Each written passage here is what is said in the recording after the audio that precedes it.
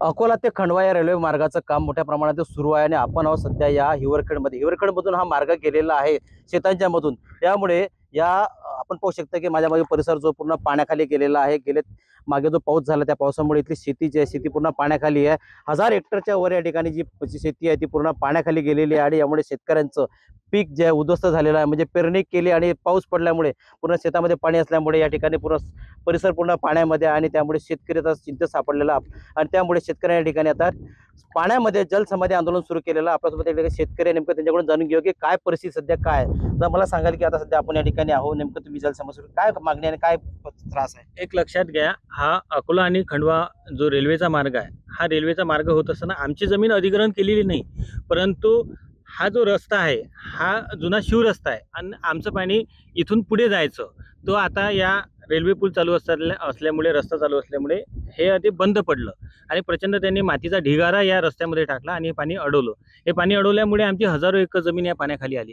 आता आम्ही हे जमीन आधी पेरली होती आणि पेरल्यानंतर आता या जमिनीवर नुसतं पाणीच पाणी झालेलं. आता तुम्ही बघता की 15 दिवस झाले पाऊस आला नाही, परंतु इतका मोठा खंड असल्यावर सुद्धा बी आजही आमच्या 5 ते 6 फूट आमच्या जमिनीवर पाणी आहे आणि प्रचंड आमचं आर्थिक नुकसान झालेलं आहे. आम्ही वारंवार या रेल्वेचे ठेकेदार असतील, या प्रशासन असेल, तहसीलदार असेल, एसडीओ साहेब असेल आणि कलेक्टर साहेबांची सुद्धा या संदर्भात आम्ही भेट घेतली, परंतु याच्यावर आम्हाला अद्यापही कुठला तोडगा निघाला नाही.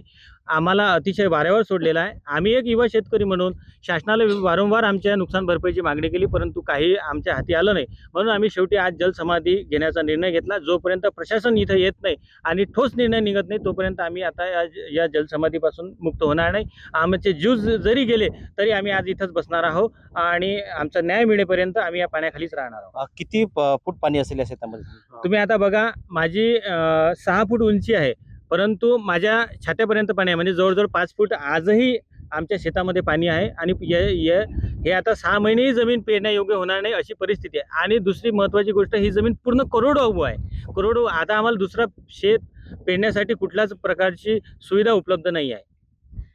हे होते येथील शेतकरी. आपण यासोबत अजून आपल्यासोबत काही शेतकरी आहे, युवा शेतकरी. आता मला सांगाल की आता तुम्ही शेतात जे पाणी आहे किती दिवस झाले पाणी आहे आणि काय परिस्थिती आहे. पाणी गेले म्हणजे जो आपल्या इथं पहिला जो पाऊस झाला होता त्या पहिल्या पावसापासून तर आतापर्यंत म्हणजे जास्त 1 ते 1.5 महिना झाला. आज रोजी आमच्या शेतामध्ये पाणी साचलेलं आहे आणि याच्यासाठी आम्ही जे पिकं पेरले होते आज रोजी ते पिकं म्हणजे पूर्ण नायनाट झाला आहे.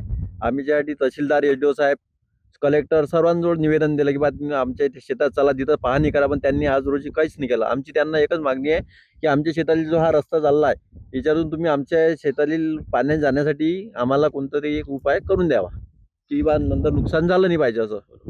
हे होते या ठिकाणी शेतकरी. आपला अजून काही शेतकरी आहे. मला तुम्ही सांगा, तुम्ही आता या ठिकाणी पोहताना दिसले, काय सांगाल. माझ्याजवळ 2 एकर शेती आहे. 3 मुली आहेत. मला पर्याय नाही आहे 2 एकराच्या वर. माझं शिक्षण करा, लेकराचं की पोषण पासून करा. संपूर्ण शेतात पाणी आहे का तुमचं. पुन्हा आहे 2 एकरात. बघून घ्या लागलं तर तुम्ही. आपण पाहू शकतो की या शेतकऱ्यांची काय व्यथा आहे. या ठिकाणी अजून काही शेतकरी आपल्यासोबत या ठिकाणी आहेत बसलेले, नेमकं त्यांच्याकडून मला जाणून घ्या. दादा, मला सांगाल की तुम्ही आता जे आहेत काय परिस्थिती काय सांगाल. मी सांगतो बा की हा जो अकोला खंडवा मार्ग चालला, या मार्गामुळे जो पाणी अडलं त्या पाण्याची विल्हेवाट करून द्या. जे पाणी ज्या रस्त्याने जात होतं त्या रस्त्यानं पाणी काढून द्या. बाकी आमचं काहीच म्हणणं नाही. पाहू शकता की या ठिकाणी शेतकऱ्याची व्यथा आपण जाणून घेतली की या ठिकाणी त्यांना आता अशी परिस्थिती झाली की त्यांच्याकडे जमीन नाही आहे. जमीन आहे पण पाण्यामुळे ती जमीन आता पाण्याखाली गेली. त्यामुळे त्यांचं यावर्षीचं पीक जे आहे ते वाया गेलं. त्यामुळे त्यांच्यावर आता उपासमारीची वेळ आहे. त्यामुळे शासनाने त्यांना त्वरित जे आहे म्हणजे रेल्वे विभागाने त्यांना त्वरित त्याची नुकसान भरपाई देण्यात यावी. पण या ठिकाणी कसं आहे की 2 पट्टा आपण पाहू शकतो की एक हिवरखेड आणि त्या बाजूला दुसरा पट्टा. त्या ठिकाणी या ठिकाणी त्यांचं म्हणणं आहे की बाबा 20 लाख रुपये एकरने या ठिकाणी पैसे दिले आणि तिकडे 8 लाख रुपये एकरने दिले. त्यामुळे जो आहे सरकारने यांना नुकसान भरपाई देण्याची मागणी या ठिकाणी शेतकऱ्यांनी या ठिकाणी आता जे आहेत आपलं जे आहेत जल समाधी आंदोलन सुरू केलेलं आहे. त्यामुळे जोपर्यंत आम्हाला पैसे मिळत नाही, नुकसान भरपाई देत नाही, तोपर्यंत आम्हाला इथून आम्ही उठणार नसले या ठिकाणी देण्यात आलेला आहे. गणेश सोनवणे, मराठी, हिवरखेड, अकोला.